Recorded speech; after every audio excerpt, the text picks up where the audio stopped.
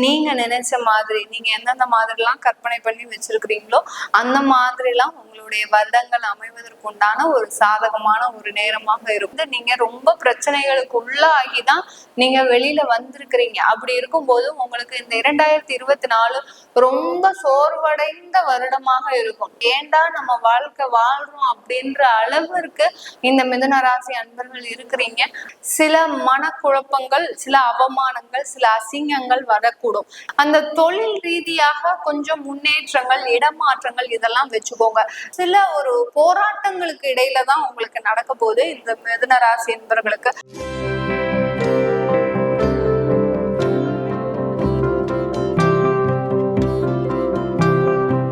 வணக்கம் நேர்களே, நான் உங்கள் ஆஸ்ட்ரோ பூர்ணா, என் கணித ஜோதிடம் மற்றும் ஆன்மீக பரிகார ஆராய்ச்சியாளர். இன்னைக்கு நாம புத்தாண்டு பலன்கள் 2025 வருடம் ஆரம்பிக்கும் போது உங்களுக்கு அந்த வருடம் முழுவதுமாக எந்த மாதிரியான ஒரு பலன்கள், ஒரு மாற்றங்கள், ஒரு திருப்பங்கள் என்னென்னலாம் நடக்க போகுதுன்றத நம்ம இந்த பதிவுல தெளிவா பார்க்க போறோம். இந்த மிதுன ராசி அன்பர்களுக்கு ஒரு வழியா பாத்தீங்கன்னா உங்களுக்கு 2025 வந்துருச்சுன்னு தான் சொல்லணும். ஏன்னா அந்த அஷ்டம சனியின் பிடியில ஒரு 2-3 வருடங்களாக நீங்க மாட்டிக்கிட்டு நீங்க தவிச்ச தவிப்பு யாருக்குமே தெரியாது. அந்த மாதிரியா எப்பண்டா நமக்கு 2025 வரும் அப்படின்ற ஒரு எதிர்பார்த்த ஒரு வருடமாகப்பட்டது இந்த மிதுன ராசி என்பர்களுக்கு வரப்போகுது. அதனால கண்டிப்பா இந்த காலகட்டம் நீங்க நினைச்ச மாதிரி, நீங்க எந்தெந்த மாதிரிலாம் கற்பனை பண்ணி வச்சிருக்கிறீங்களோ அந்த மாதிரிலாம் உங்களுடைய வருடங்கள் அமைவதற்கு உண்டான ஒரு சாதகமான ஒரு நேரமாக இருக்கும். இந்த காலகட்டத்துல இந்த மிதுன ராசி என்பர்களுக்கு இந்த வருட பலன்கள் நாம கணிச்சு சொல்றது பாத்தீங்கன்னா 4 வருட கிரகங்களின் அடிப்படையில தான் நம்ம கணிச்சு சொல்றோம். அதாவது குருன்ற சுப கிரகம், சனின்ற பாவ கிரகம், ராகு கேதுன்ற இந்த நிழல் கிரகங்கள், இந்த 4 கிரகங்களின் அடிப்படையில தான். ஏன்னா அந்த வருடங்களை முழுவதுமாக இந்த கிரகங்கள் சார்ந்துதான் அந்த வருடங்கள் இருக்கும். மாத கிரகங்கள் கோச்சார நிலவரப்படி சொல்லும் போது ஒரு மாதத்துக்கு ஒரு மாற்றம், ஒரு மாதத்திற்கு ஒரு மாற்றம்ன்ற மாதிரி இருந்துட்டு இருக்கும். அதே சந்திரனுடைய மாற்றங்கள் பார்த்தீங்கன்னா ஒவ்வொரு ராசியிலையும் போகும்போது இந்த மிதுன ராசி என்பவர்களுக்கு ஒரு நல்ல ஒரு ஏற்றமும் இறக்கமும் இந்த மாதிரி எல்லாம் இருந்துகிட்டே இருக்கும். அப்போ அந்த வருடத்தை தீர்மானிக்கக்கூடிய கிரகங்கள் யாரு அப்படின்னு பார்க்கும்போது இந்த 4 கிரகங்கள் மட்டுமே அந்த வருடத்தை தீர்மானிக்க போகுது. அதன் அடிப்படையில தான் இது மிதுன ராசி அன்பர்களுக்கும் பொருந்தும், மிதுன லக்ன அன்பர்களுக்கும் இந்த வருட பலன்கள் பொருந்த போகுது. இந்த மிதுன ராசி அன்பர்களுக்கு இந்த வருடத்துல பாத்தீங்கன்னா வருடத்தின் முற்பகுதியிலேயே எல்லா கிரகங்களினுடைய பயிற்சிகள், அதாவது சனி பயிற்சி மார்ச் மாதம் நடந்திருக்கு. அடுத்து ராகு கேதுவும் மே மாதம், குரு பகவானும் மே மாதம். இந்த எல்லா கிரகங்களுடைய பயிற்சியுமே அந்த வருடத்தின் முற்பகுதியில நடக்கிறதுனால மிதுன ராசி என்பவர்களுக்கு மிகப்பெரிய ரிலீஃப். வருடம் ஆரம்பிக்கும் போது கொஞ்சம் நல்ல ஒரு என்ன சொல்றது, நீங்க 2024 ரொம்ப துன்பப்பட்டு துயரப்பட்டு 2024 கூட சொல்ல முடியாது இந்த மிதுன ராசி என்பவர்களுக்கு. 2 வருடங்களாக 23ல இருந்து நீங்க ரொம்ப பிரச்சனைகளுக்கு உள்ளாகிதான் நீங்க வெளியில வந்திருக்கிறீங்க. அப்படி இருக்கும்போது உங்களுக்கு இந்த 2024 ரொம்ப சோர்வடைந்த வருடமாக இருக்கும். போராடி போராடி நீங்களும் ஒவ்வொரு பிரச்சனைகளுக்கு நடுவுல போராடி போராடி ஒரு பிரச்சனை வந்துச்சுன்னா இன்னொரு பிரச்சனையை கவனிக்க போகும்போது குடும்பத்துல பிரச்சனை, குடும்பத்துல இருக்கிறவங்க ஏதாவது அவமானப்படுத்துறது, அசிங்கப்படுத்துறது நடுவுல இந்த மாதிரி எல்லாம் உங்களுக்கு ஏண்டா நம்ம வாழ்க்கை வாழ்றோம் அப்படின்ற அளவிற்கு இந்த மிதுன ராசி அன்பர்கள் இருக்கிறீங்க. அப்படி இருக்கும்போது உங்களுக்கு இந்த 2025 பாத்தீங்கன்னா சனி பகவான் 10ஆம் இடத்துல பிரவேசிக்கிறார். 10ஆம் இடத்துல பிரவேசிக்கிறார். குரு பகவான் உங்க ராசியிலேயே வரப்போறார். அப்படி இருக்கும்போது இந்த காலகட்டம் உங்களுக்கு ஒரு நல்ல ஒரு வளர்ச்சியை தரக்கூடிய காலகட்டமாக இருக்கும். குரு ராசிக்கு சஞ்சரிக்கும் போது ராசி அன்பர்களுக்கு, மிதுன ராசி அன்பர்களுக்கு மட்டும் சொல்றேன், மிதுன லக்ன அன்பர்களுக்கு கிடையாது, மிதுன ராசி அன்பர்களுக்கு மட்டும் அந்த குரு பகவான் ராசி மேல பயணிக்கும் போது சில மனக்குழப்பங்கள், சில அவமானங்கள், சில அசிங்கங்கள் வரக்கூடும். ஏன்னா நீங்க லாஸ்ட் இயர் ஏதாவது கடன் வாங்கி வச்சிருக்கலாம். ஏன்னா போன வருடத்துல எல்லாம் நீங்க கடனுக்காக அலைஞ்சு திரிஞ்சு நீங்க பட்ட பாடு உங்களுக்கு மட்டும்தான் தெரியும். அந்த மாதிரி அந்த கடன்கள்னால இந்த வருடம் அந்த அவமானங்களும் அசிங்கங்களும் அவப்பெயர்களும் ஏற்படும். அதை பத்தி நீங்க ரொம்ப கேர் பண்ணிக்காதீங்க. அந்த அவமானங்களும் அசிங்கங்களும் தான் உங்களை ரொம்ப ஒரு பெரிய உயர்ந்த நிலைக்கு கொண்டு செல்ல போகுது.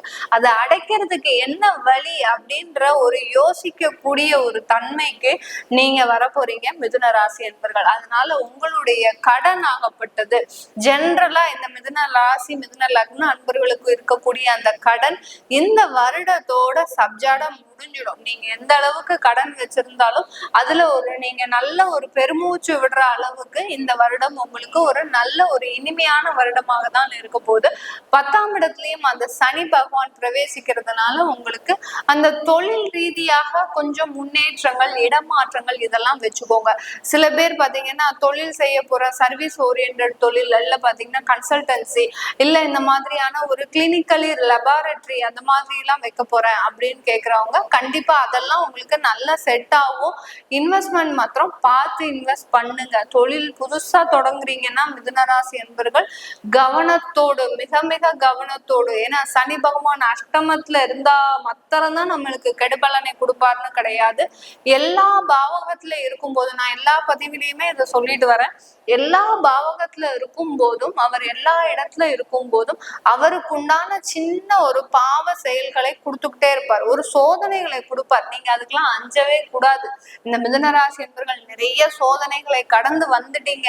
அதை சாதனை ஆக்கக்கூடிய ஒரு நேரம் தான் இந்த 2025. அதனால கொஞ்சம் தொழில் ரீதியான ஒரு சோதனைகளை கொடுப்பார் சனி பகவான். ஆனா கைவிட மாட்டார்.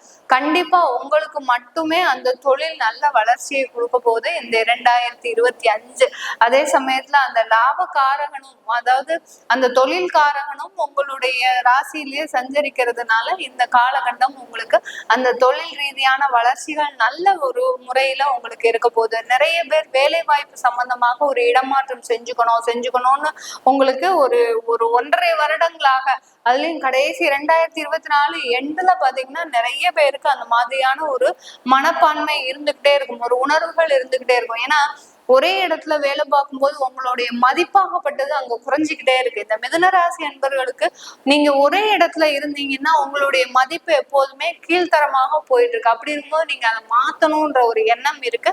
கண்டிப்பா நீங்க மாத்திக்கோங்க. அதுல நீங்க நிறைய ஒரு ஆப்ஷன்ஸ் வச்சுக்கோங்க. ஒரு அஞ்சு வேலையில நீங்க சூஸ் பண்ணிக்கிட்டீங்கன்னா ஏதாவது ஒரு வேலை கிளிக் ஆகும். அதுல இருந்து நீங்க ஒரு இடமாற்றமோ ஒரு வேலை மாற்றமோ செஞ்சுக்கிட்டீங்கன்னா கண்டிப்பா அது உங்களுக்கு ஒரு சாதகமான ஒரு சூழ்நிலையாக தான் இருக்க போது. இந்த மிதுன ராசி மிதுன லக்ன அன்பர்களுக்கு இந்த காலகட்டத்துல குடும்பம் சம்பந்தமான ஒரு திருமண உறவுகள் ஏற்படுவதற்கு, அடுத்து அந்த குழந்தை பாக்கியம், ஏன்னா ராசியிலேயே குரு பகவான் சஞ்சரிக்கிறதுனால குழந்தை பாக்கியம்லாம் ஈஸியா அமைஞ்சிடும். கல்யாணமானவர்களுக்கு உடனே குழந்தை பாக்கியம் அமைவதற்கு, அடுத்து பாத்தீங்கன்னா மறுமண திருமண ஏற்பாடுகள் எல்லாம் பாத்தீங்கன்னா கொஞ்சம் டிலே ப்ராசஸா ரொம்ப யோசிச்சு நீங்க செய்ய வேண்டிய ஒரு விஷயமா இருக்கு.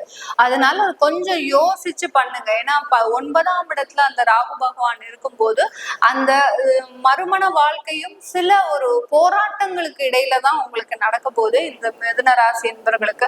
அதனால அந்த திருமண வாழ்க்கையில அந்த 2வது திருமணம் செய்யணும் அப்படின்னு நினைக்கிறவங்க ரொம்ப போராட்டத்துக்கு இடையில, அடுத்து நிறைய ஒரு எண்ணங்களுக்கு நடுவுல சிந்தனைகளுக்கு நடுவுல தான் அந்த லைஃப்ன்றது உங்களுக்கு கிடைக்க போகுது. ஆனாலும் உங்களுடைய அதுக்கப்புறம் உங்க லைஃப் சூப்பரா இருக்க போது. இந்த மிதுன ராசி என்பவர்களுக்கு உங்களுக்கு வருமான உயர்வு, அதாவது ஃப்ரீக்வெண்டா உங்களுக்கு பணப்புழக்கங்கள் இந்த வருடம் இருந்துகிட்டே இருக்கும் இந்த மிதுன ராசி என்பவர்களுக்கு. அதுதான் மேடம் எங்களுக்கு தேவை, எங்க கையில காசு இருக்கணும் அப்படின்னு நீங்க நினைக்கிறீங்க.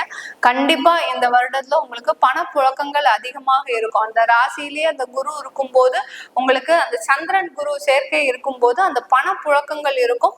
அது கொஞ்சம் செலவுகள் அதிகமாக இருக்கும். அந்த செலவுகளை நீங்க கண்ட்ரோல் பண்ணிக்கிட்டீங்க இருந்தீங்கனாலே கண்டிப்பா இந்த வருடம் ஒரு புத்துணர்ச்சியான வருடமாக தான் இருக்க போது இந்த மிதுன ராசி என்பர்களுக்கு. இது எல்லாமே நம்ம கோச்சார நிலவரப்படி வருட கிரகங்களின் நிலைகள் படி நம்ம கணிச்சு சொல்லியிருக்கிறோம். இதுல உங்களுடைய தசாபுத்தி எல்லாம் உங்களுக்கு கொஞ்சம் கொஞ்சம் மாற்றத்தை கொடுக்கும். உங்களுக்கு ஒரு நல்ல தசாபுத்தி இருக்கு, அதாவது 4ஆம் இடத்து தசாபுத்தி இருக்கு, 11ஆம் இடம் தசாபுத்தி இருக்கு அப்படின்னா இந்த வருடம் மாதிரி உங்களுக்கு ஒரு செழிப்பான வருடம் இந்த மிதுன ராசி என்பவர்களுக்கு இருக்கவே இருக்காது. அந்த மாதிரியாக ஒரு என்ன சொல்றது ராஜ வாழ்க்கை ஆகக்கூடிய ஒரு வருடமாக தான் மிதுன ராசி என்பவர்களுக்கு. ஆஃப்டர் 3 இயர்ஸ் இந்த மிதுன ராசி என்பவர்கள் ஒரு நல்ல ஒரு புத்துணர்ச்சியான ஒரு வாழ்க்கையை வாழ போறாங்கன்னு தான் சொல்லணும். நீங்க உங்களுடைய பலன்களை தெரிஞ்சுக்கணும் விருப்பப்படுறவங்க கீழே இருக்கிற நம்பருக்கு வாட்ஸ்அப்ல அப்பாயின்மெண்ட் வாங்கிட்டு நீங்க என்கிட்ட கன்சல்ட் பண்ணிக்கலாம். உங்களிடமிருந்து விடைபெறுவது உங்கள் ஆஸ்ட்ரோ பூர்ணா. நன்றி, வணக்கம்.